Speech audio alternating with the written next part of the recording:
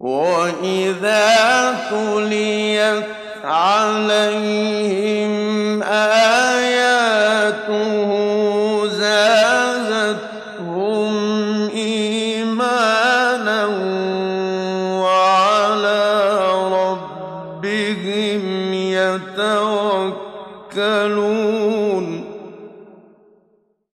الحمد لله رب العالمين والصلاة والسلام على أشرف الأنبياء وسيد المرسلين নবীনা মুহাম্মদ ওয়া আলা আলিহি ওয়া আসহাবিহি আজমাইন।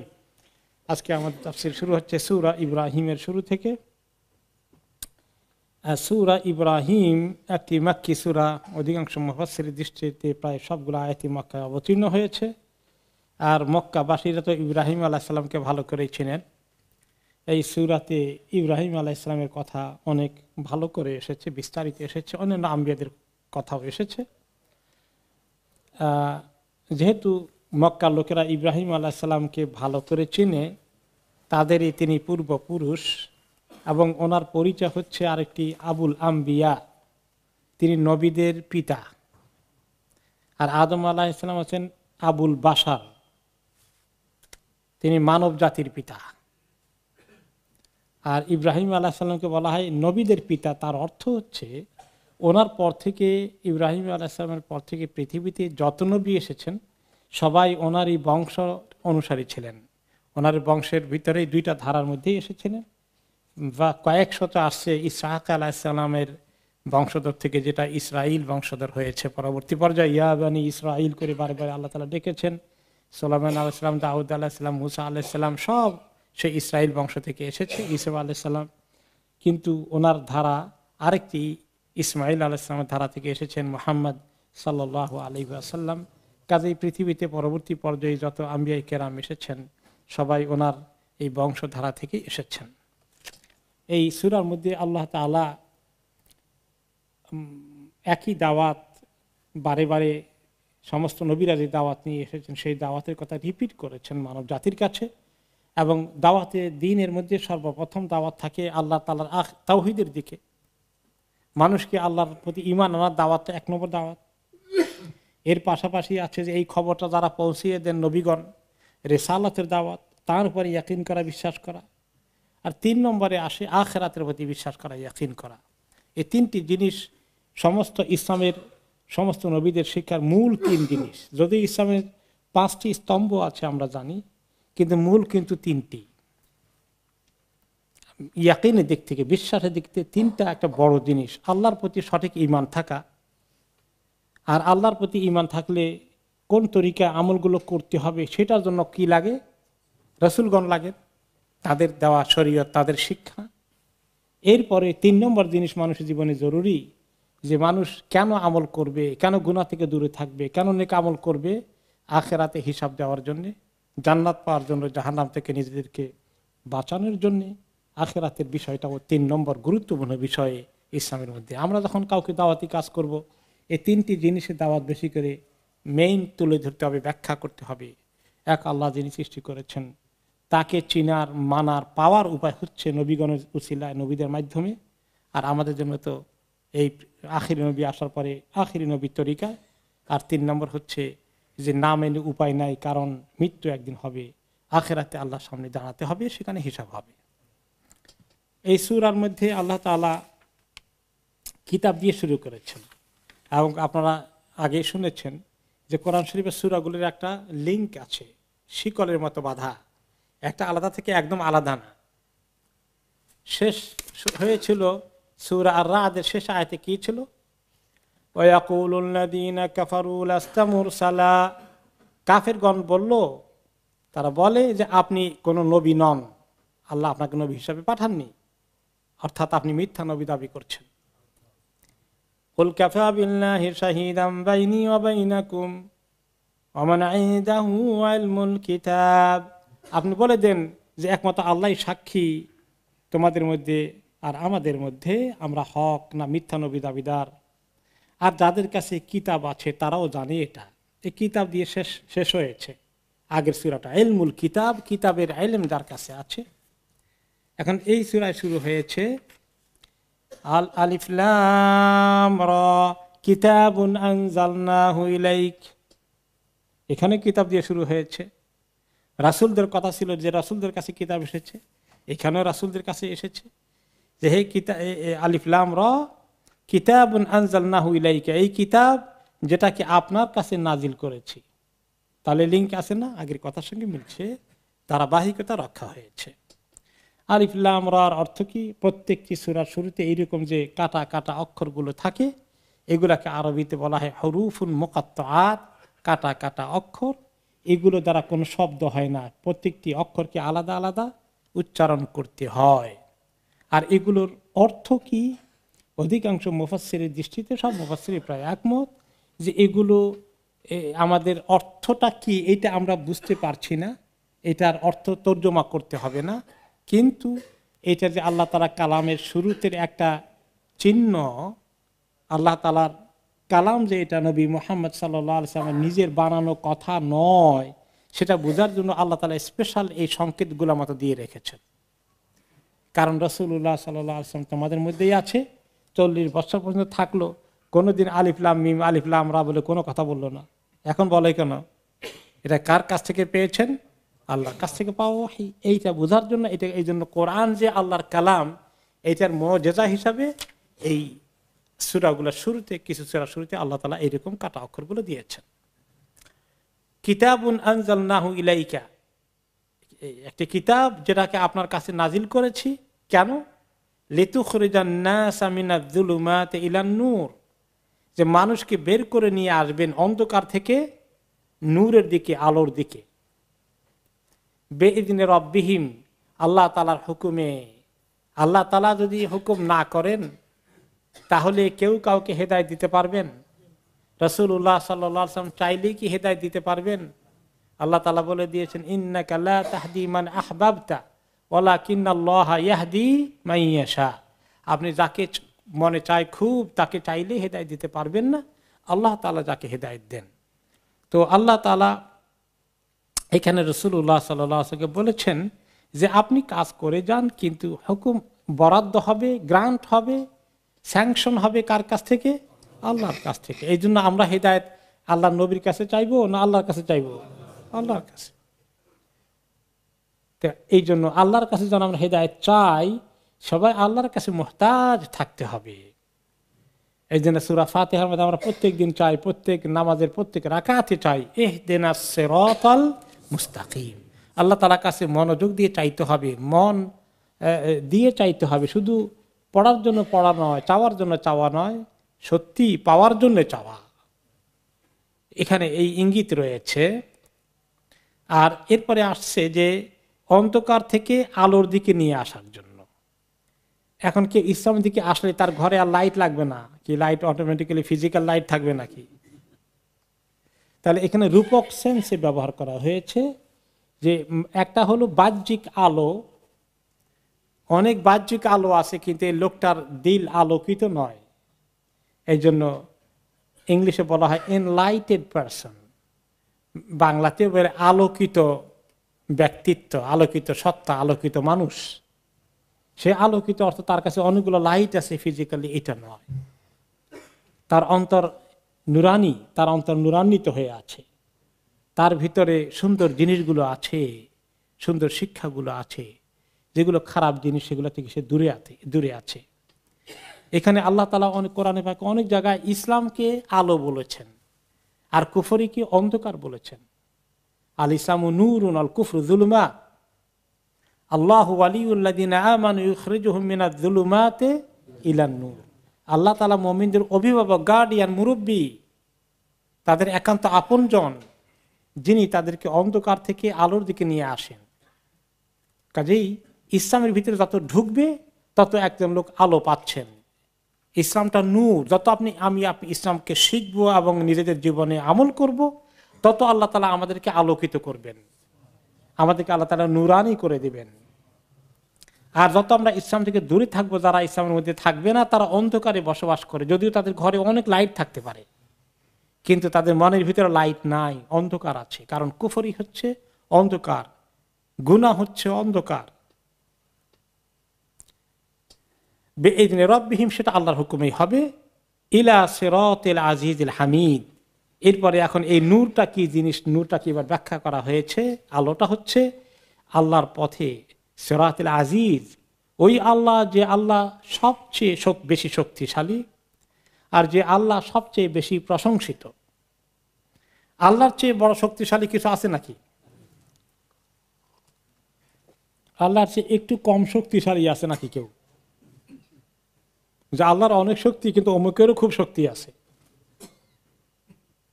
যে শক্তি অমুক তমুকের আছে এই শক্তি কিছুই না। এই শক্তি আল্লাহ তাআলা কিছুটা দিয়েছেন, কিন্তু এটা কার কন্ট্রোলে আছে? আল্লাহর কন্ট্রোলে আছে। আল্লাহ যে কোনো সময় নিয়ে যেতে পারেন। এই জন্য আরেকটি দোয়ার মধ্যে কোরআনে পাকে আল্লাহ বলেছেন, ওয়ালা হাওলা ওয়ালা কুওয়াতা ইল্লা বিল্লাহ, কোনো উপায় কোনো শক্তি কারো কাছে নাই, কেউ পারবে না। আল্লাহ তাআলা মাঝে মধ্যে আমাদেরকে যা কিছু দেন, একটু শক্তি দেন, উপায় দেন, কিছু দেন, এগুলা তিনি দান করেছেন। এগুলা টেম্পোরারি, এগুলা কাজ করতেও পারে, কাজ নাও করতে পারে, এগুলো ধ্বংস হয়ে যেতে পারে। শক্তিশালী মানুষও কুপকাত হয়ে যেতে পারে। যে ব্যক্তি ফেরাউনের মতো লোক কত শক্তিশালী ছিল, ইয়া আল্লাহ! বর্তমান জামানার ফেরাউনরা কি ওই ফেরাউনের মতো শক্তি অর্জন করেছে? সেই বড় ফেরাউনের খবর কি? কত বড় শক্তিশালী মনে করেছিল নিজেকে, আনা রব্বুকুমুল আলা, আমি তোমাদের সাধারণ রব না, আমি তোমাদের সবচেয়ে বড় রব। এত বড় তাকাব্বর অহংকারের পরিচয় দিয়ে তার শক্তি কিছু আল্লাহ তাকে দিলেন, এগুলা ব্যবহার করে মনে করলো। তার এটা শেষ হতে কতক্ষণ লাগলো? পানির মধ্যে আছাড় দিয়ে আল্লাহ তাআলা শেষ করে দিলেন। তার কাজেই আল্লাহ তাআলা মহা শক্তিশালী, আসল শক্তি তার হাতে, কারো হাতে আর কোনো শক্তি নেই। এটা যেমন আমাদের কাছে প্রমাণ দিয়ে আর বোঝাতে হবে না। সবচেয়ে বড় শক্তিশালী লোক কুপকাত হয়ে যেতে পারে। আল হামিদ, আল্লাহর দুটো সিফাত, একটা আজিজ উল্লেখ করেছেন, যিনি সবচেয়ে বেশি শক্তিশালী। এরপরে আসলো আল হামিদ। হামিদ শব্দের অর্থ কি? যিনি সব সময়, আল মাহমুদ বিকুল্লি লিসান আল মুমাজ্জাদু ফি কুল্লি মাকান, যার তাসবিহ সবাই করে, যার প্রশংসা সবাই করে।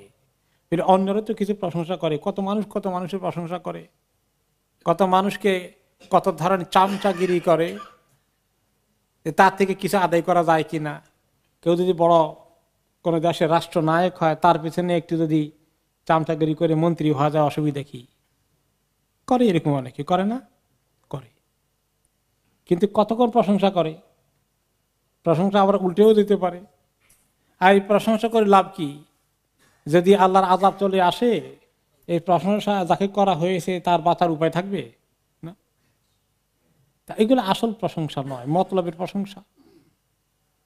এটা দীর্ঘস্থায়ী নাও হতে পারে, ক্ষণস্থায়ী হতে পারে। কিন্তু আল্লাহ রাব্বুল আলামিনের প্রশংসা তো জেনুইন প্রশংসা, খাঁটি প্রশংসা। তিনি প্রশংসার মুস্তাহিক। আল হামিদ, আল হামদ থেকে এসেছে। এই জন্য আল্লাহ তাআলা বলেছেন আলহামদুলিল্লাহ। এর তর্জমা কি? সমস্ত প্রশংসা আল্লাহর জন্য। এটা বলা হয় না প্রশংসা আল্লাহর জন্য, সমস্ত প্রশংসা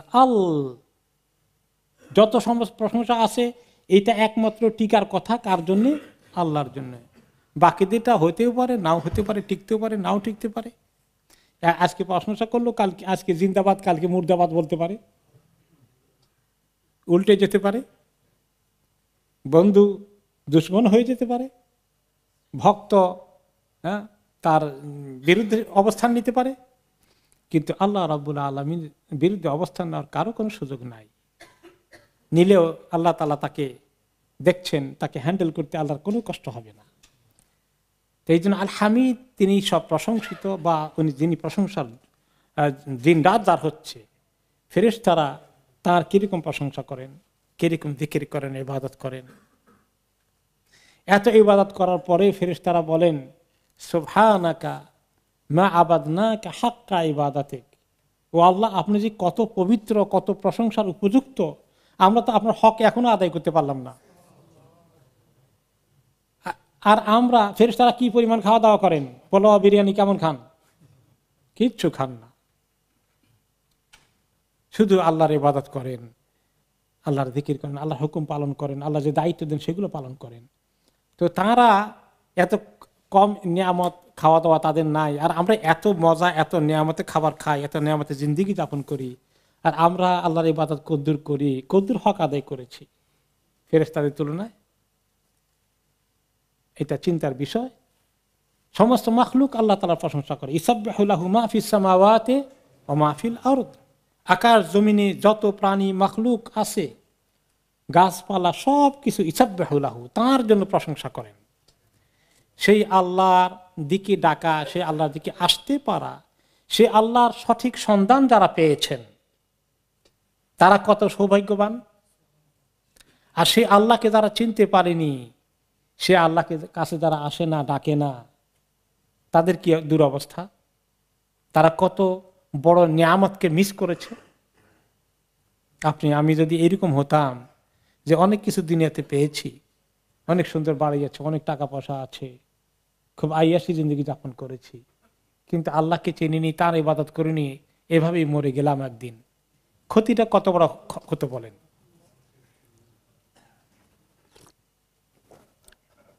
এই জন্য যাদেরকে আল্লাহ তাআলা এই আল্লাহকে চেনার জন্য তৌফিক দিয়েছেন, মুসলিম হিসাবে জন্ম দিয়েছেন, মুসলিমদেরকে ইসলাম কবুল করানোর জন্য আল্লাহ তৌফিক দিয়েছেন, তারা যে কত সৌভাগ্যবান। আল্লাহিল্লাযী লাহু মা ফিস সামাওয়াতি ওয়া মা ফিল আরদ, যে আল্লাহর খবর দিতে নবীগণকে পাঠিয়েছেন, সেই আল্লাহকে মানুষ চেনে না, তাকে বাদ দিয়ে বিভিন্ন মুশরিকদের, বিভিন্ন মাবুদদের ইবাদত করে। আল্লাহ তাআলা নিজের পরিচয় তুলে ধরার জন্য বলছেন যে তিনি হচ্ছেন আল্লাহ, যার জন্যে, যার মালিকানায় রয়েছে আকাশ জমিনে যা কিছু আছে। আমাদের তো বুঝতে কোনো কষ্ট হওয়ার কথা নয়, সমস্ত কিছুর মালিকানা আল্লাহর হাতে। লিল্লাহি মা ফিস সামাওয়াতি ওয়া মা ফিল আরদ। তো সেই আল্লাহর দিকে ডাকা হচ্ছে, ডাকার জন্য এই কিতাব দিয়ে আল্লাহ নবীকে আল্লাহ পাঠিয়েছেন। রাসূলুল্লাহ সাল্লাল্লাহু আলাইহি ওয়াসাল্লামকে আল্লাহ তাআলা এই ভরসা দিচ্ছেন, ওনার মোরালকে হাই করছেন, যাতে উনি তাদের বিরোধিতার কারণে একটু মন খারাপ না হয়ে যায়। তিনি হচ্ছেন আল্লাহর পক্ষ থেকে অনেক বড় দায়িত্ব, মেসেজ নিয়ে এসেছেন। ওনার পজিশনটা আল্লাহর কাছে তো অনেক হাই, তিনি যেন নিজেকে ছোট মনে না করেন তাদের দুশ্মনী দেখে। যারা দুশ্মনী করে তারা অত্যন্ত ক্ষতিগ্রস্ত হবে। ওয়াইলুল লিল কাফিরিনা মিন আযাবিন শাদীদ, ধ্বংস, হালাক, আযাব কাফেরদের জন্য, যারা এই কুফরি করে, মানে না, মিন আযাবিন শাদীদ, তাদের জন্য যে কত কঠিন শাস্তি রয়েছে, এই দুঃসংবাদ তাদের জন্য। আল্লাযীনা ইস্তাহিব্বুনাল হায়াতাদ দুনিয়া আলাল আখিরাতি ওয়া ইয়াসুদ্দুনা আন সাবিলিল্লাহি ওয়া ইয়াবগুনাহা ইওয়াজা উলাইকা ফি দালালিম বাঈদ। যারা কারা কুফরি করে, কিসের জন্য করে? ইস্তাহিব্বুনাল হায়াতাদ দুনিয়া আলাল আখিরাহ, তারা দুনিয়ার তুলনায় আখিরাতের জীবনকে মুস্তাহাব মনে করে। মুস্তাহাব বুঝছেন? আমরা বলি যে ইসলামের মধ্যে এটা মুস্তাহাব, ফরজ, সুন্নত, ওয়াজিব, তারপর কি বলি? মুস্তাহাব। মুস্তাহাব মানে পছন্দনীয়, উত্তম কোনো কাজ। তো এখান থেকে শব্দটা এসেছে ইস্তাহিব্বুন, যারা উত্তম মনে করে, যারা খুবই ভালো মনে করে দুনিয়াকে আখিরাতের তুলনায়, তারা মনে করে দুনিয়াটাই তো আসল, দুনিয়াটাই সবচেয়ে মজার জিনিস। আখিরাতকে তারা কোনো ভালো বলে বিশ্বাসও করে না, সেদিকে তাদের কোনো ইন্টারেস্ট নেই। দুনিয়াদার, সোজা বাংলা তাদেরকে বলা হয় দুনিয়াদার। দুনিয়াটাই তাদের এক নম্বর জীবনের মধ্যে। তো কাফেরগণ আখিরাতের পরিবর্তে দুনিয়াকে তারা খুব গুরুত্ব দিয়ে বিবেচনা করেছে, তাদের দুনিয়াটাই সবচেয়ে বেশি দরকার। আর এই দুনিয়া পাওয়ার জন্য ইসলাম থাকলে তাদের অসুবিধা আছে, এই জন্য ইসলামের বিরুদ্ধে তাদের যুদ্ধ। ওয়ায়াসুদ্দুনা আন সাবিলিল্লাহ, তারা আল্লাহর পথকে বাধা দিতে চায়, ইসলাম যেন প্রসারিত না হয়, ইসলাম যেন সমাজে ভালো করে না পৌঁছে, মানুষকে যত ইসলাম থেকে দূরে থাকা যাবে, এই সমস্ত সুবিধা ভোগীদের জন্য তত বেশি সুবিধা বাড়বে। আর মানুষ যদি ইসলামের দিকে চলে আসে বেশি করে, তাহলে তাদের অসুবিধা হবে। যারা দিনের দুশমনি করে তারা ইসলামকে এই জন্য তাদের দুনিয়া পাওয়ার জন্য দুনিয়াদার লোকগণ ইসলামের বিরুদ্ধে যুদ্ধ ঘোষণা করে, ইসলামের বিরুদ্ধে তাদের অবস্থান, ইসলামকে তারা অপছন্দ করে। এই কাজটা অমুসলিমদের মধ্যে অনেক লোকেই করে, মুসলিমদের মধ্যে কেউ কেউ করে কিনা? ইসলামের বিরুদ্ধে তাদের অবস্থান, ইসলামের কাজ দেখলে তাদের দিলে কষ্ট হয়। মানুষ যদি ইসলামের মাহফিলে আসে তাদের ভালো লাগে না খারাপ লাগে? খারাপ লাগে। তারা এটা পছন্দ করে না, বন্ধ করতে চায়, বন্ধ করতে চায়। কিভাবে এটাকে ঠেকানো যায়, এটা তাদের সারাদিন চিন্তা। সবাই যদি ইসলামের দিকে চলে আসে তাহলে তাদের অসুবিধা হবে। এরপরে কি করে? তারা ইসলামকে সোজা রাখতে চায় না, ইসলামকে তারা একটু বাঁকা টাকা করতে চায়। অর্থাৎ ইসলামকে ইসলামের তরিকা না রেখে তারা ইসলামের সুন্দর সুন্দর ব্যাখ্যা করতে চায় উল্টাপাল্টা, নিজেদের মর্জি মতো।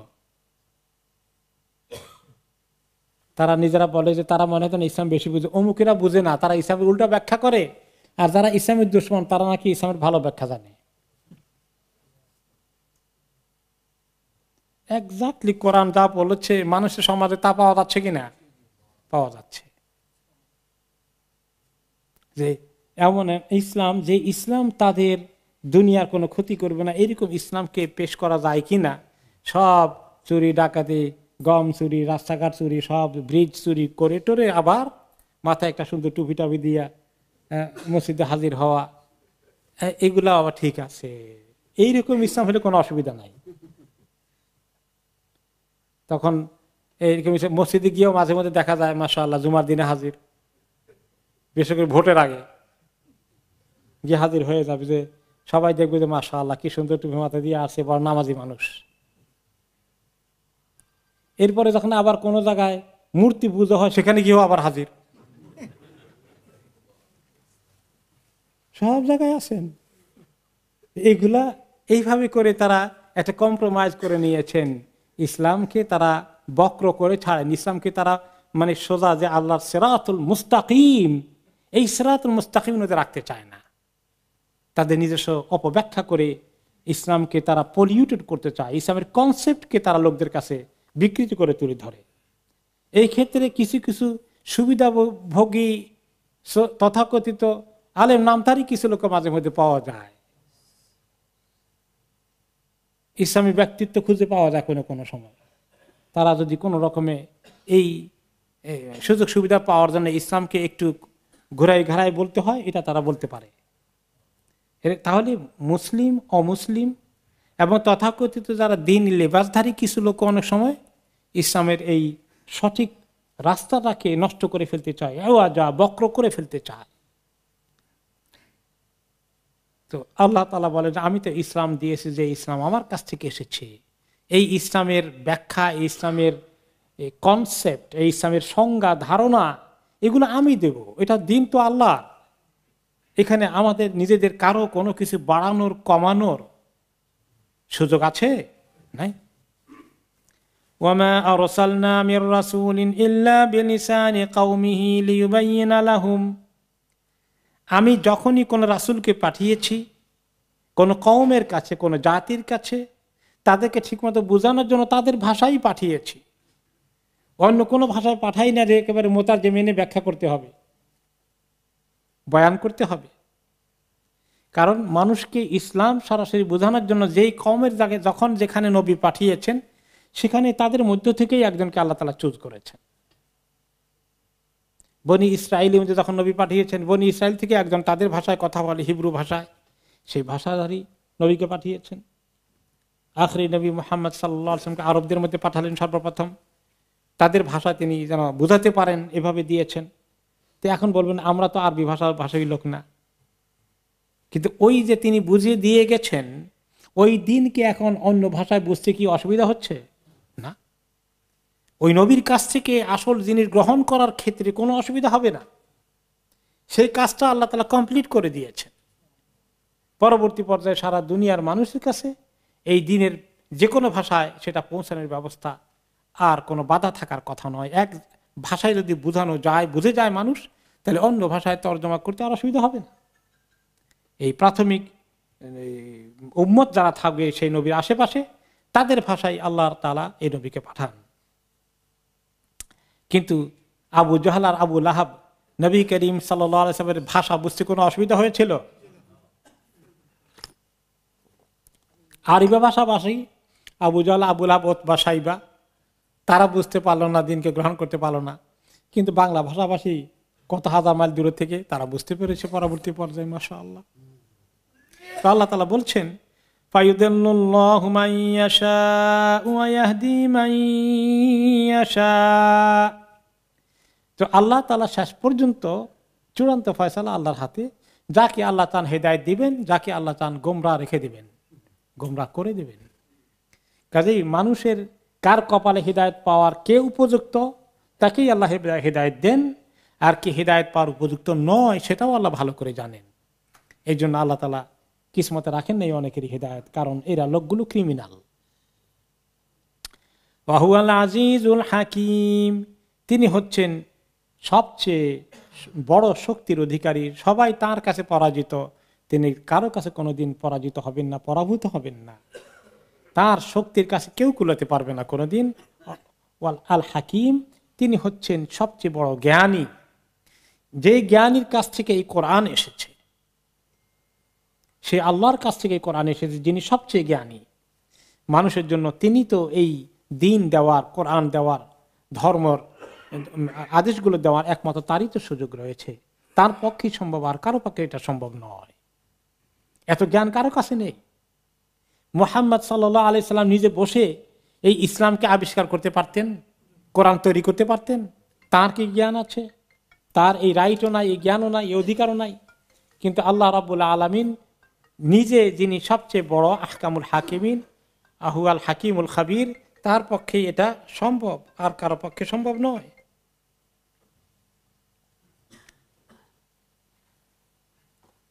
ওয়ালাকাদ আরসালনা মূসা বিআয়াতিনা আন আখরিজ কওমাকা মিনাজ-যুলুমাতি ইলান-নূরি ওয়া যাক্কিরহুম বিআইয়ামিল্লাহ। এখন আল্লাহ তাআলা মূসা আলাইহিস সালামের এক্সাম্পল এনেছেন, কারণ রাসূলুল্লাহ সাল্লাল্লাহু আলাইহি সাল্লাম ইব্রাহিম আলাইহিস সালামের গোষ্ঠীর এই লোকগুলোকে, আবু জাহল, আবু লাহাবকে এত দাওয়াত দিচ্ছেন, কিছুতেই তারা কবুল করলো না, দুশমনি করছে। নবী করিম সাল্লাল্লাহু আলাইহি ওয়াসাল্লামকে আল্লাহ তাআলা আম্বিয়া কেরামদের অনেক এক্সাম্পল, উদাহরণ দিয়েছেন, নিয়ে এসেছেন বারে বারে, যাতে করে উনি নিরুৎসাহিত না হয়ে যান। সব নবীরাই এরকম বাধা বিপত্তির মোকাবিলা করেছেন, ওনাকে করতে হবে, তিনি যেন মানসিকভাবে মজবুত থাকেন। এই জন্য একজন সবচেয়ে বড় নবী, যিনি হচ্ছেন মূসা আলাইহিস সালাম, অনেক বড় নবী, যিনি উলুল আজমে মিনার রুসুল, সর্বশ্রেষ্ঠ নবী অবশ্যই নবী মুহাম্মদ সাল্লাল্লাহু আলাইহি ওয়াসাল্লাম। কিন্তু মূসা আলাইহিস সালাম একজন বড় মাপের নবী, বড় মাপের নবী 5 জন। আর আল্লাহ তাআলা তাদেরকে বলেছেন উলুল আজমে মিনার রুসুল, যারা অসম্ভব হিম্মত দিয়ে নবুয়তের কাজ করে গিয়েছেন। তাদের মধ্যে হচ্ছে নূহ আলাইহিস সালাম, ইব্রাহিম আলাইহিস সালাম, মূসা আলাইহিস সালাম, ঈসা আলাইহিস সালাম, মুহাম্মদ আলাইহিস সালাতু ওয়াস সালাম। তো মূসা আলাইহিস সালামের কাহিনী সবচেয়ে বেশি এসেছে, কারণ পূর্বে জমানার নবীদের মধ্যে ইব্রাহিম আলাইহিস সালামের নবুয়ত চলে যাওয়ার পরে বনি ইসরাইলের মধ্যে মূসা আলাইহিস সালামের নবুয়তের ধারা অনেকদিন বাকি ছিল। ওনার পরে যারা নবী এসেছেন তারাও ওনার তরিকাকেই ফলো করেছেন। 1000 বছরের ইতিহাস, 1000-এর চেয়ে বেশি বছরের ইতিহাস উম্মতের জন্য শিক্ষা। এই জন্য ওনার কাহিনী সবচেয়ে বেশি এসেছে। আর এই জন্য ইমাম ইবনে কাসির রহমতুল্লাহ আলাইহি বলেছেন যে এত বেশি কাহিনী বারে বারে এসেছে মূসা আলাইহিস সালামের কথা কোরআনে। কাদা আইয়াকুনাল কোরআনু লিমূসা, মনে হয় যেন মূসার কাহিনী বলার জন্যই কোরআন নাজিল হয়েছে, যে এত বেশি বারে বারে এসেছে।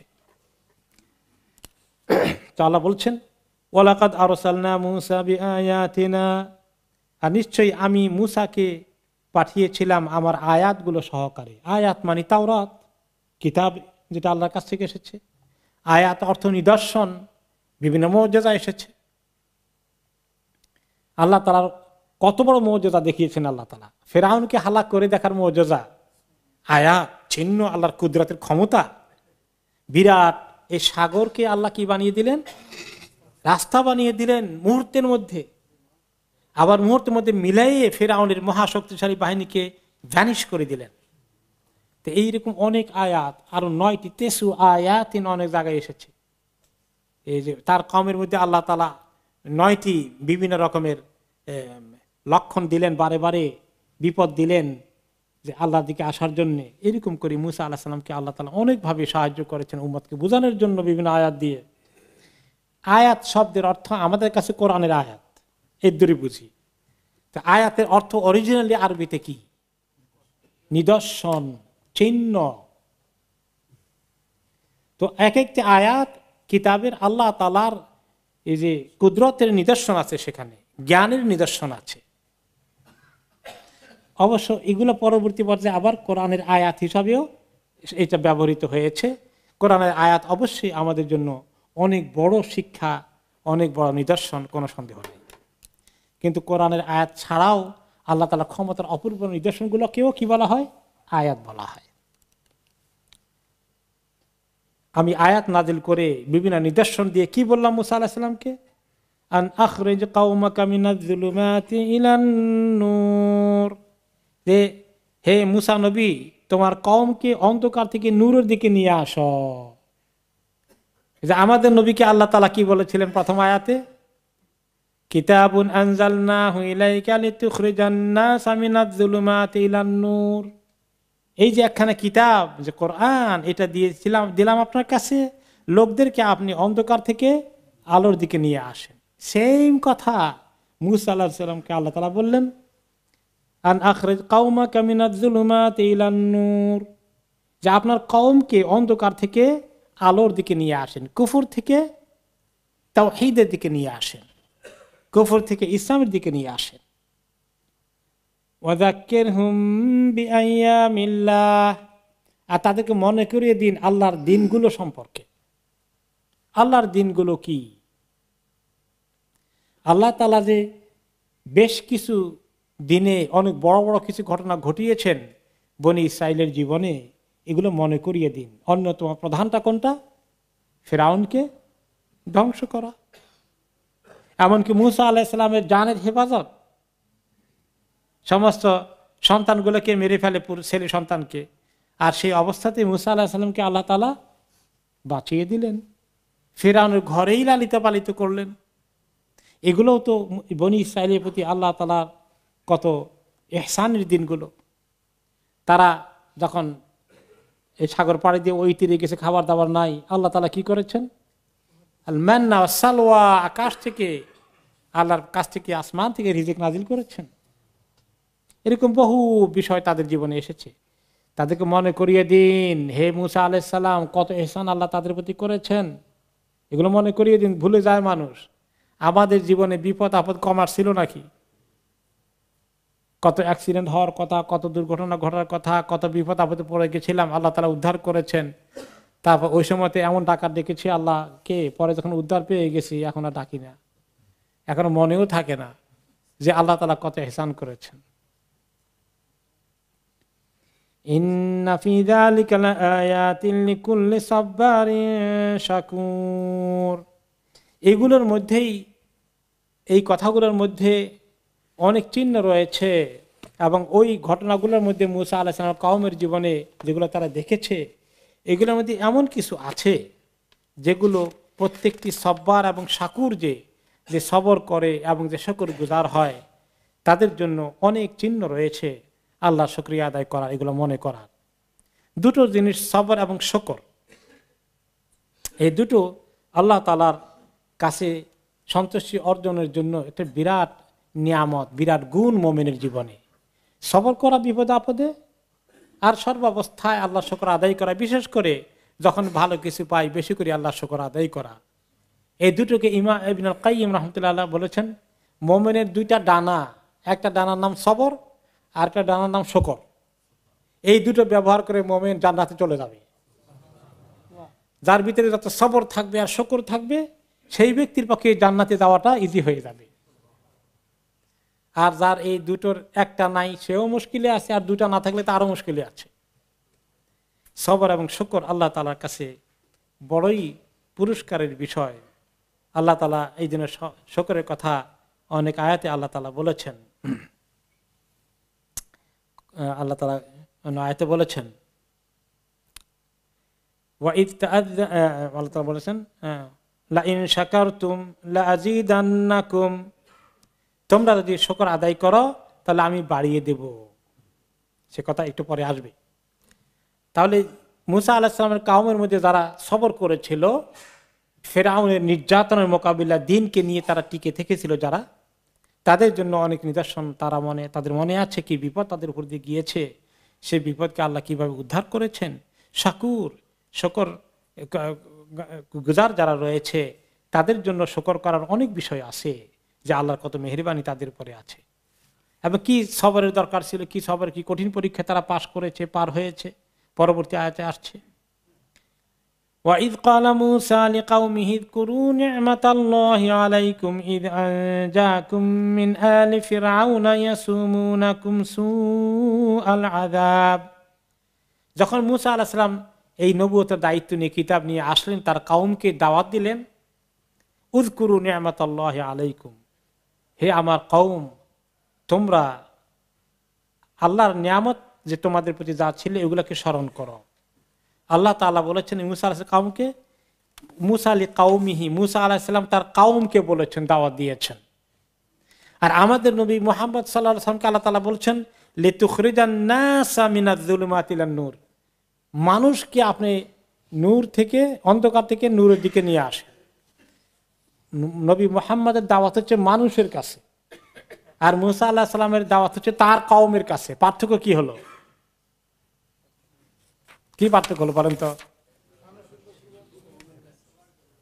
মুসা আলাইহিস সালামের মাত্র নিজের জাতির কাছে ছিল, বনি ইসরাইলের কাছে, আর আমাদের নবী মুহাম্মদ সাল্লাল্লাহু আলাইহি ওয়াসাল্লামকে আল্লাহ তাআলা সমস্ত মানব জাতির কাছে পাঠিয়েছেন।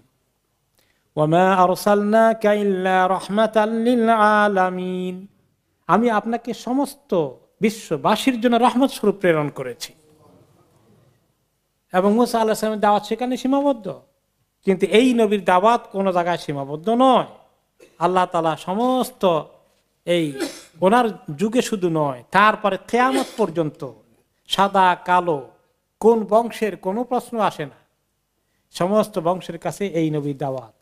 আর আমরা মুসলিম যারা, আমাদের কোন কালারের, কোন দেশের, আরব না অনারব, সাদা না কালো, ইউরোপ না এশিয়া না আরব না আমেরিকা, সব জায়গায় মুসা আলাইহিস সালামের যারা এখন অনুসারী, তারা দুনিয়ার মানুষকে তাদের দিনের দিকে দাওয়াত দিতে পারবে? এখন যদিও তাদের দিন আল্লাহর কাছে আমাদের হিসাবে গ্রহণযোগ্য নয়, কিন্তু তারা তো আর কাউকে দাওয়াত দিতে পারবে না। আর আমাদের দাওয়াত দেওয়া সবাইকে দিতে পারবো, আলহামদুলিল্লাহ।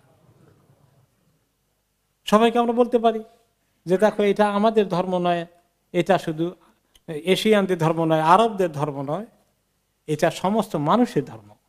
এই কথা বলতে বুক ফুলে এখন অসুবিধা আছে? আলহামদুলিল্লাহ। আজকে যখন আসরের সময় নাকি জোহরের সময় চাইনিজ একজন ভাই ইসলাম কবুল করলেন, জোহরের সময়, সুবহানাল্লাহ। 25 বছরের যুবক, বাপ মায়ের একমাত্র সন্তান, ওই এক সন্তান এর তাদের নীতি যেটা আছে, এখন নাকি শেষ পর্যন্ত 2টা অ্যালাউ করছে। তো সেই তার দেশের এগুলো দেখে টেকে তো তার সে এমনি বিরক্ত, তার দেশের যে অবস্থা, দুরবস্থা, মানুষের ব্যক্তি স্বাধীনতা খর্ব করে যা তারা ওখানে করে ফেলেছে। তারপরে আলহামদুলিল্লাহ সে গেল নিউজিল্যান্ডে লেখাপড়া করতে গেল। নিউজিল্যান্ডে লেখাপড়া করতে গিয়ে সে ফাইন্যান্স নিয়ে লেখাপড়া করছিল, যে অর্থনীতি এবং এটা কিভাবে হয়, কোন তরিকার অর্থ ব্যবস্থা ভালো, এই পড়াশোনা করতে করতে তো ইসলামিক ইকোনমিক্সে তাদের একটা সাবজেক্ট ছিল। যে সে দেখলো যে ইসলামিক ইকোনমিক্সে আমি যা দেখলাম, সে অল্প সময়ে এত তাড়াতাড়ি আবিষ্কার করলো যে ইসলামিক অর্থনীতিটা অত্যন্ত ইনসাফ ভিত্তিক অর্থনীতি। যে এখানে ধনিকদের, যারা পুঁজিপতি, মানুষকে শোষণ করার কোনো সুযোগ নেই, খুবই ফেয়ার। তখন থেকে তার ইসলামের বিভিন্ন জিনিসের ব্যাপারে পজিটিভ চিন্তা ভাবনা শুরু হয়ে গেল।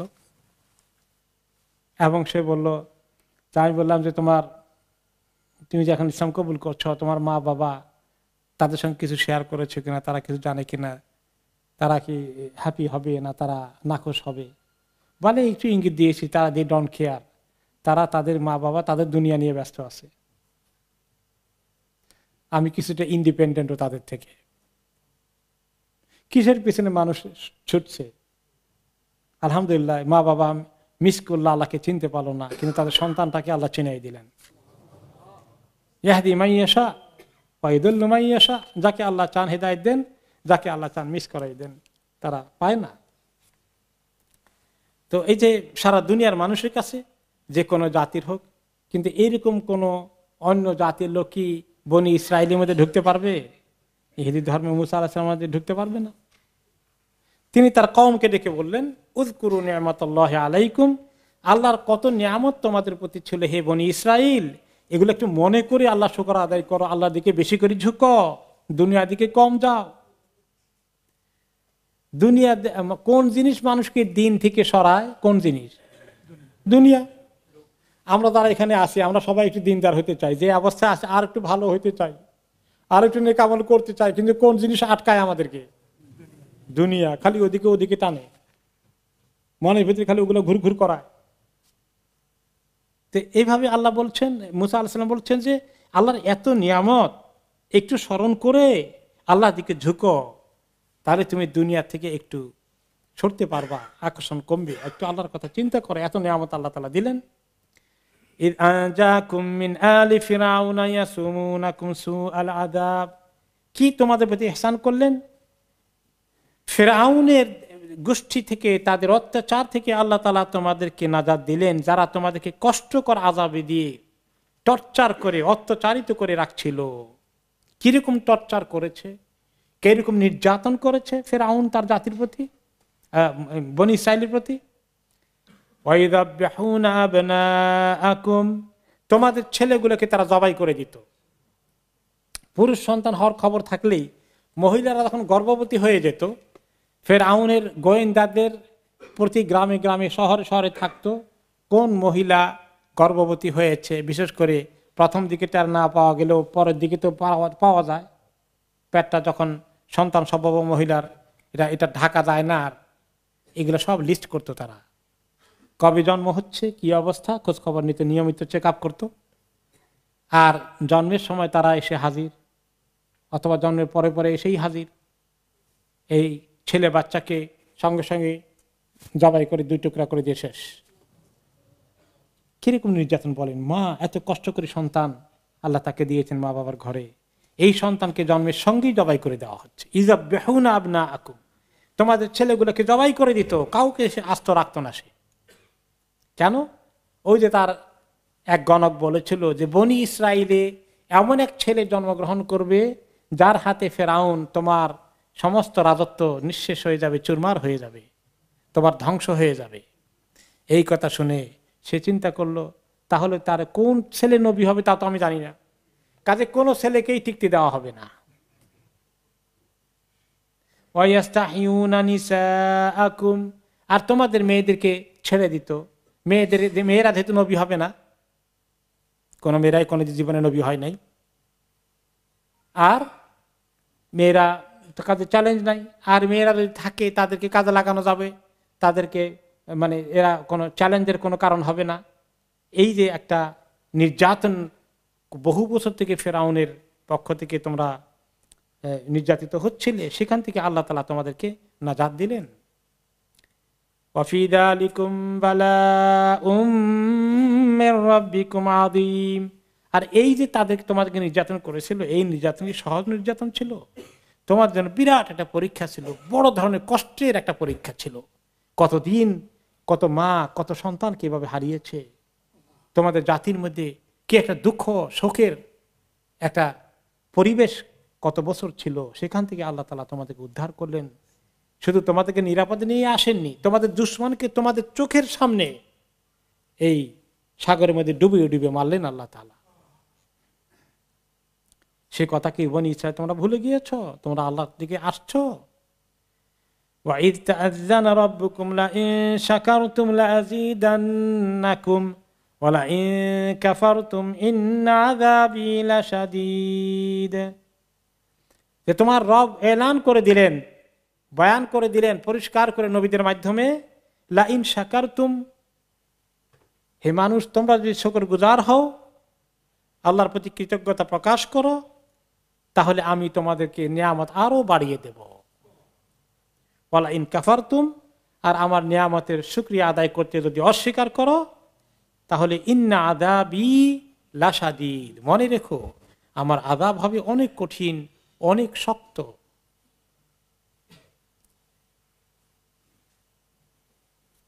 একজনকে জিজ্ঞাসা করা হলো, সালফে সালেহিনের একজনকে, মা মা শুকরুলিল্লাহ কাইফা আশকুরুল্লাহ, আল্লাহ শুকর কিভাবে আদায় করা যাবে? আল্লাহ যে অনেক নিয়ামত খাই আর পাই, কিভাবে আল্লাহ শুকর গুজার হতে পারি? আলহামদুলিল্লাহ বললাম, এটা তো হলো, এটাই যথেষ্ট নাকি? তিনি উত্তর দিলেন, আল্লাহ তাতাকাওয়া বিনিআমিহি আলা মাসি, যে তুমি আল্লাহর যে নিয়ামত খেয়ে শক্তি সঞ্চয় করো, সেই নিয়ামতটাকে আল্লাহর নাফরমানির কাজে, আল্লাহ তাআলার গুনার কাজে কখনো ব্যবহার করো না। আমি খাওয়া দাওয়া করি হালাল রিজিক আল্লাহ তাআলা খেয়ে শক্তি পাইলাম, এই শক্তি দিয়ে এখন আমি কি করি? ব্যবহার করি গুনাহ করার জন্য। এটা তুমি কখনো করো না, তাহলে তোমার আল্লাহর সত্যিকার অর্থে শুকরিয়া আদায় হবে।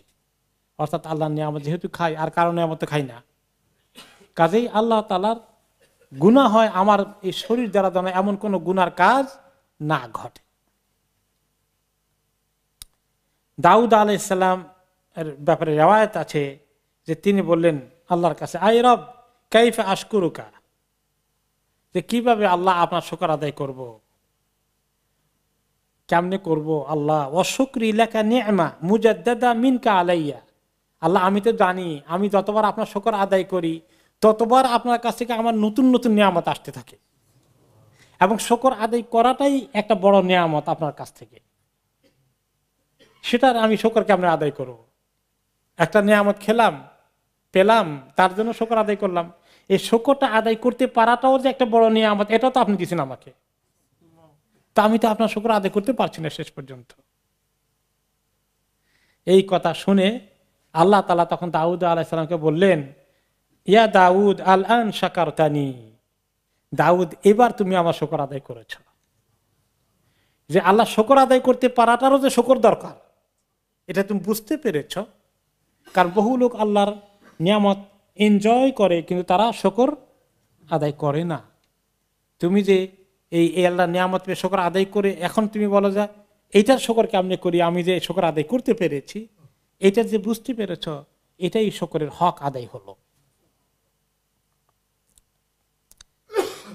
ইমাম কুরতুবী রাহমাতুল্লাহ আলাইহি বলেন, কুলতু ফাহাকিকাতু শুকরি আলা হাযাল ইতিরাফু বিন-নিআমি লিল-মুনঈম, আসল শুকর হচ্ছে যত নিয়ামত আমার জীবনে পেয়েছি এগুলো যিনি দিয়েছেন এটা চিনতে পারা, এটা জানতে পারা, এটা স্বীকৃতি দেওয়া হচ্ছে প্রকৃত শুকর।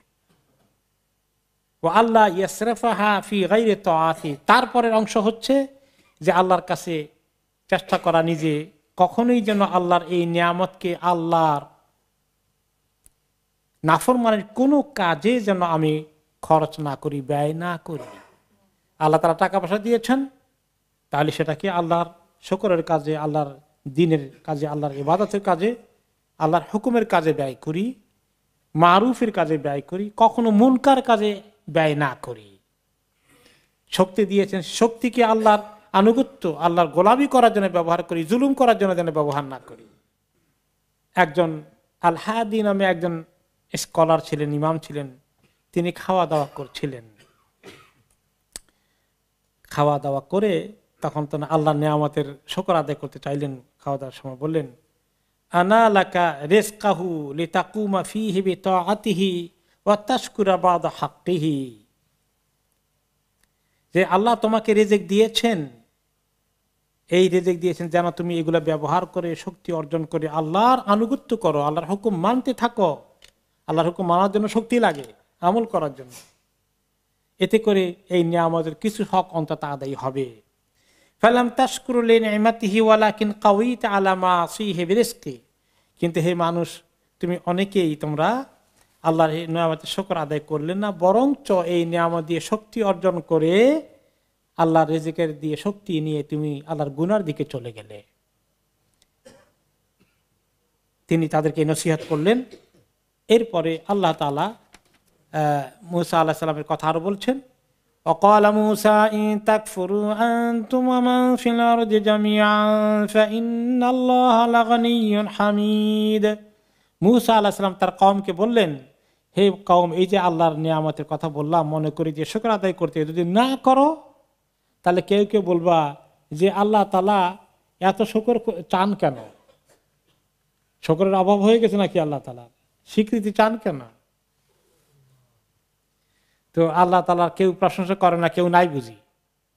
তো আল্লাহ তাআলা বলছে, শোনো, তোমরা যদি কুফরি করো, অকৃতজ্ঞতা প্রকাশ করো, না শুকরি করো, জমিনে তোমরা শুধু না, সমস্ত মাখলুক যা আছে সবাই যদি করে এগুলো, এরপরেও আল্লাহ তাআলা অবশ্যই মানুষের শুকরিয়ার মুখাপেক্ষীহীন। কোনো তোয়াক্কা আল্লাহ তাআলা করেন না, আল্লাহর কোনো ক্ষতি হবে না, আল্লাহ তাআলা কোনো দুঃখ পাওয়ার কোনো প্রশ্ন আসে না। কারণ ইসাব্বিহু লাহু মা ফিস সামাওয়াতি ওয়া মা ফিল আরদ, তিনি লাগানিয়ুন, তিনি তোমাদের মুখাপেক্ষীহীন, আর তিনি হামিদ, তিনি অলরেডি প্রশংসিত, কত মাখলুক যে তাঁর প্রশংসা করছে। কিন্তু শুকর আদায় করলে ফায়দা কার হবে? তোমার নিজের হবে। জিন্দাবাদ জিন্দাবাদ না বললে আমাদের যারা আছেন তাদের ক্ষতি হয়ে যাবে, পিছনে পিছনে বহু লোক না থাকলে। কিন্তু আল্লাহর পেছনে যদি কেউ না থাকে, আল্লাহর ক্ষতি হয়ে যাবে। সুবহানাল্লাহ। আলাম ইয়াতিকুম নাবাউল্লাযীনা মিন ক্বাবলিকুম কওমি নূহিন ওয়া আদিন ওয়া সামুদ। মূসা আলাইহিস সালাম কথা আল্লাহ তাআলা নবী মুহাম্মদকে স্মরণ করিয়ে দিচ্ছেন এবং তার সময়ের লোকদেরকে। আবার মূসা আলাইহিস সালামকে আল্লাহ ওই সময় স্মরণ করে দিলেন তাদের লোকদেরকে। এদের আগে যারা ছিল, কওমে নূহ, কওমে আদ, কওমে সামুদ, ওনারা সবাই এসেছিলেন মূসা আলাইহিস সালামের আগে। বনি ইসরাইলকে স্মরণ করিয়ে দিলেন মূসা আলাইহিস সালাম, আলাম ইয়াতিকুম, তোমাদের কাছে কি আসে নাই? নাবাউল্লাযীনা মিন ক্বাবলিকুম, তোমাদের আগে যারা এসেছিলেন তাদের খবরাদি আসে নাই? তারা কারা? কওমে নূহ, নূহ আলাইহিস সালামের কওম, কওমে আদ, কওমে সামুদ।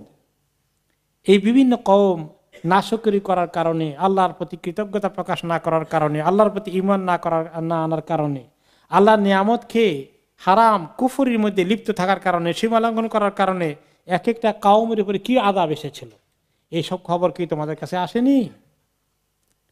ওয়াল্লাযীনা মিন বাদিহিম, তাদের পরেও আরো অনেক কওমগুলো এসেছিল, তাদের কিছু খবরও তোমাদের কাছে আছে।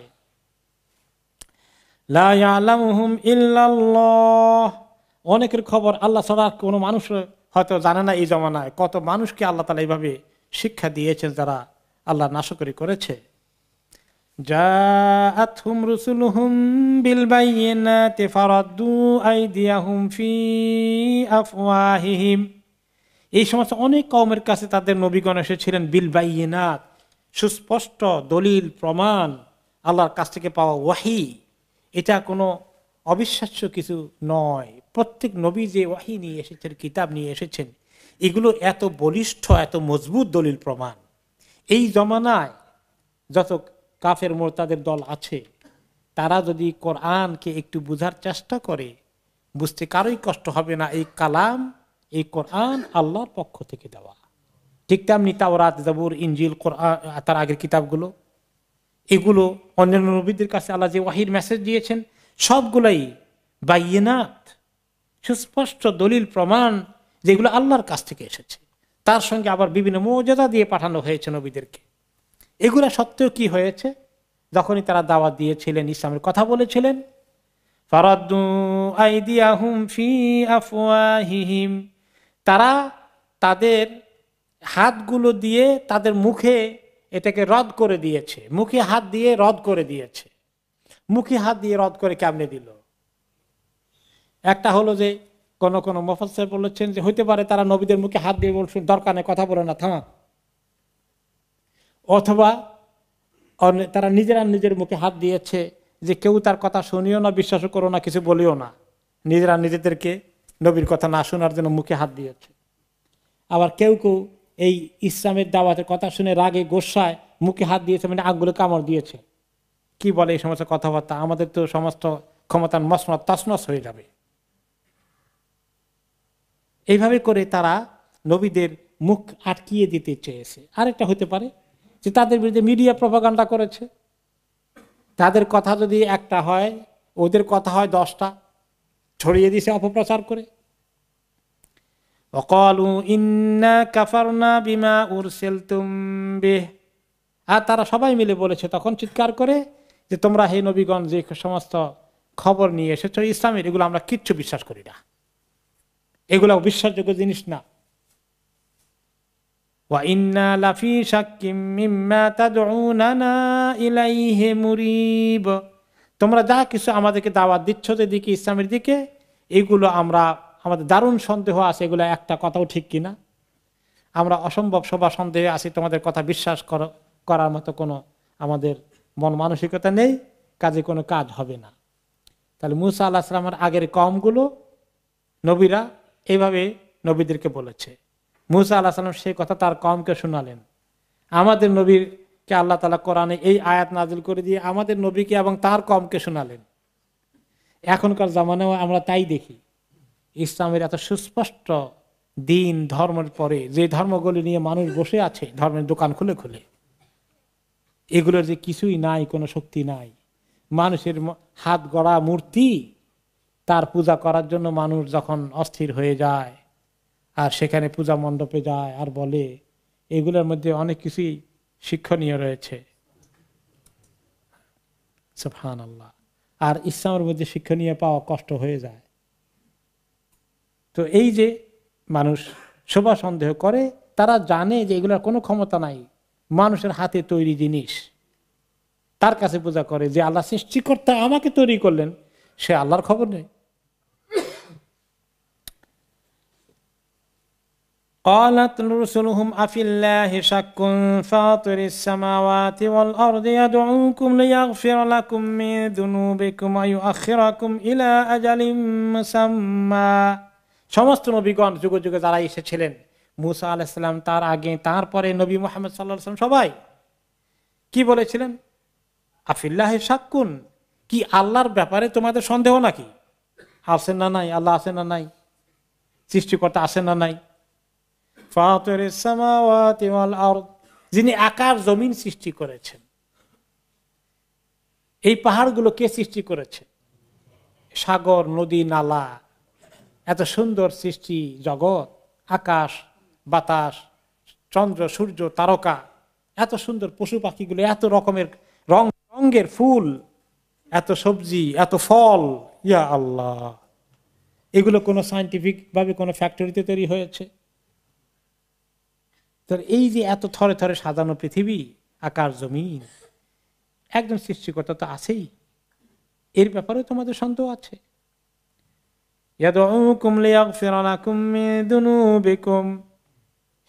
সে আল্লাহ তোমাদেরকে ডাকছেন আল্লাহর দিকে। আল্লাহ থেকে গেছেন, আহারে এত কিছু বানালেন, এখন দেখি কেউ আল্লাহর ইবাদত করে না। এত বিপদে তো আল্লাহ পড়েননি, বরঞ্চ ডাকছেন তোমাদেরকে তোমাদের ফায়দার জন্য। তোমাদের যে কত গুনাহ আছে, আল্লাহর কাছে আসলে আল্লাহ সেগুলো মাফ করে দিবেন, এদিকে ডাকছেন তোমাদেরকে।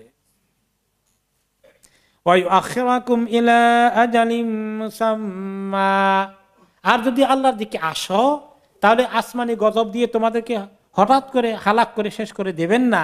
তোমাদের একটা নির্দিষ্ট সময়ের যে হায়াত আছে, ততদিন পর্যন্ত আল্লাহ তোমাদেরকে রেখে দিবেন। স্বাভাবিক মৃত্যু হবে, তা না হলে নূহ আলাইহিস সালামের কওমের মতো, কওমে সামুদের মতো, কওমে সালেহের মতো আযাব দিয়ে ধ্বংস হয়ে যাবে সব একসঙ্গে। আল্লাহর দিকে আসার জন্য, আল্লাহর রহমতের জন্য তোমাদেরকে স্বাভাবিক জীবন যাপন, স্বাভাবিক মৃত্যু, বিনা আযাবে, বিনা কষ্টে, বিনা মুসিবতে তোমরা জীবন শান্তিপূর্ণভাবে কাটাবা, এদিকেই তো আল্লাহ ডাকছেন নবীদের মাধ্যমে। এগুলা শোনার পরেও তারা কি বলল? ক্বালু ইন আনতুম ইল্লা বাশারুম মিসলুনা, আরে তোমরা আবার নবী হলা কেমন? তোমরা তো আমাদের মতই মানুষ দেখি, খাওয়া দাওয়া, বিয়ে শাদী, বাজার করা, এভরিথিং আছে, তোমরা এত বুজুর্গ হলা কেমনে? তোমাদের মতলব আছে, কিছু ক্ষমতা দখল করা মতলব আছে। তুরিদুনা তাসুদ্দুনা আম্মা কানা ইয়াবুদু আবাউনা, আমাদের আদর্শ থেকে আমাদেরকে সরিয়ে চাও, পিতামাতার আদর্শ, অমুকের আদর্শ তমুকের আদর্শ যেন জান দেয় এ মক্কার এবং ওই সময়ের কাফেরগুলো, যে আমাদের পূর্বপুরুষগণ যা কিছুর ইবাদত করেছে তাদের আদর্শ থেকে আমাদেরকে সরাতে চাও। ফাতুনা বিসুলতানিম মুবিন, কি আছে তোমাদের কাছে সুস্পষ্ট দলিল প্রমাণ নিয়ে আসো দেখি, চ্যালেঞ্জ করে নবীদেরকে। তো নবীরা এই চ্যালেঞ্জের জবাবে কি বললেন? ক্বালাত লাহুম রুসুলুহুম ইন নাহনু ইল্লা বাশারুম মিসলুকুম, নবীগণ খুব হাম্বল ভাবে বিনয়ীর হয়ে বললেন, শোনো যে আমরা তোমাদের মতোই মানুষ, এতে তো সন্দেহ নয়, আমরা ফেরেশতাও নই, আমরা জিনও নই, আমরা অন্য কোনো সৃষ্টি নই, অন্য কোনো মাখলুক নই, আমরা মানুষ। কিন্তু ওয়ালাকিন্নাল্লাহা ইয়ামুন্নু আলা মান ইয়াশাউ মিন ইবাদিহি, কিন্তু আল্লাহ তাআলা তার বান্দাদেরকে যাদেরকে চান বাছাই করে আল্লাহর পক্ষ থেকে বড় নিয়ামত দান করেন। এই নবুয়তের দান আল্লাহ তাআলা নিজে করেন, তিনি বাছাই করে নিয়েছেন, তিনি আমাদেরকে মেহেরবানি করে নবুয়ত দিয়েছেন। কাউকে কাউকে তিনি এইভাবে নবুয়তের মর্যাদা দেন মানুষকে হেদায়েত করানোর জন্য। তা আমাদের হাতে তোমরা চাইলেই কোনো চ্যালেঞ্জ ছুড়ে দিলে আমরা চ্যালেঞ্জের জবাব দেব, এটার ক্ষমতা আমাদের হাতে কি আছে নাকি? নবীদের হাতে আছে? এটা কার হাতে? আল্লাহর হাতে। ওনারা সেই কথাই বলছেন, ওয়ামা কানা লানা আন নাতিয়াকুম বিসুলতানিন ইল্লা বিইذনিল্লাহ, যে আল্লাহর কাছে ছাড়া আমাদের হাতে কোনো পাওয়ার নাই, ক্ষমতা নাই, কোনো দলিল প্রমাণ দিয়ে, কোনো মুজিজা দিয়ে, কোনো অলৌকিক কিছু ঘটিয়ে দেখিয়ে তোমাদেরকে যে আমরা নবী দেখো এগুলোর প্রমাণ দেখিয়ে দিব সঙ্গে সঙ্গে, এগুলোর কোনো ক্ষমতা আমাদের হাতে কিচ্ছু নাই, সব ক্ষমতা আল্লাহর কাছেই আছে। ওয়ালাল্লাহি ফালিয়াতাওয়াক্কালিল মুমিনুন, মুমিনগণ শুধু আল্লাহর উপরে তাওয়াক্কুল করে, আমরা আল্লাহর উপরে ভরসা করছি, তিনি যদি চান তোমাদেরকে মুজিজা দেখাবেন, তা না হলে আমরা আমাদের দায়িত্ব পালন করব, আমাদের হাতে কোনো ক্ষমতা নেই। তো নবীরা ফু দিয়ে ক্ষমতা দেখাই দিতে পারেন না, দেখাবেন না। আল্লাহ তাআলা যদি কোনো সময় মুজিজা দেন তাহলেই। ওয়ামা লানা আল্লা নাতাওয়াক্কালা আলাল্লাহি ওয়া ক্বাদ হাদানা সুবুলানা, কেন আমরা আল্লাহর উপর ভরসা করব না, তাওয়াক্কুল করব না? অলরেডি তিনি আমাদেরকে তার রাস্তার দিকে হেদায়েত দিয়ে দিয়েছেন, আমরা তো তারই রাস্তায় আছি, তারই উপরে ভরসা করি, আমাদের আর কোনো ভরসা নাই। ওয়ালা নাসবিরান্না আলা মা আযাইতুমুনা ওয়া আলাল্লাহি ফালিয়াতাওয়াক্কালিল মুতাওয়াক্কিলুন, আর আমরা অবশ্যই সবর করব, তোমরা যে আমাদেরকে নির্যাতন করছো, কষ্ট দিচ্ছ, আমাদের দুশমনি করছো, আমাদের বিরোধিতা করছো, আমাদের বিরুদ্ধে প্রপাগান্ডা করছো, এগুলো আমরা সবরের সাথে নেব। তাহলে আজকে ইসলামের বিরুদ্ধে যে প্রচার প্রপাগান্ডা, ইসলামের জন্য যারা কাজ করে তাদের বিরুদ্ধে যে মিডিয়ায় বিভিন্ন রকমের কাল্পনিক কাহিনী, তাদের বিরুদ্ধে যে বিভিন্ন রকম অপবাদ দিয়ে লেখালেখি করা হয়, ইসলামপন্থীদেরকে সমাজের সবচেয়ে বড় ক্রিমিনাল অপরাধী বানানো হয়, এটা কি শুধু এই জমানায় হচ্ছে না আগের জমানায় ছিল? সব নবীর জমানায় ছিল। কাজেই মন যেন ছোট না হয়ে যায় যারা ইসলামের জন্য কাজ করে। আগের নবীরা যেভাবে মোকাবিলা করেছেন সেভাবে মোকাবিলা করতে হবে। নবীরা কি বলেছেন? আমরা সবর করব, আমরা ছেড়ে দেব না, আমরা টিকে থাকব, আমরা পরোয়া করব না। ওয়ালাল্লাহি ফালিয়াতাওয়াক্কালিল মুতাওয়াক্কিলুন, একমাত্র আল্লাহর উপরেই ভরসাকারীগণ যেন ভরসা করে। তাহলে এখানে ভরসার জায়গা, অন্য কোনো দেশের প্রতি ভরসা করবে না, অন্য কোনো শক্তির প্রতি ভরসা করবে না, অন্য কেউ ইসলামের জন্য কিছু করে দেবে এরকম আশা করবে না। ইসলামের জন্য কেউ কিছু করে দেবে?